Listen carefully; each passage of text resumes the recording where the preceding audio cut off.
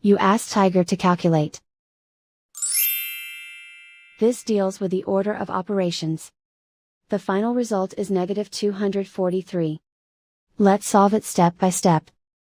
Calculate any addition or subtraction, from left to right. Negative 121 plus 4 equals negative 117. Negative 117 minus 6 equals negative 123. Negative 123 plus 8 equals negative 115.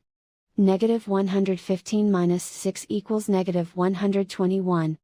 Negative 121 plus 4 equals negative 117. Negative 117 minus 5 equals negative 122. Negative 122 plus 4 equals negative 118. Negative 118 minus 125 equals negative 243. And so the final result is negative 243.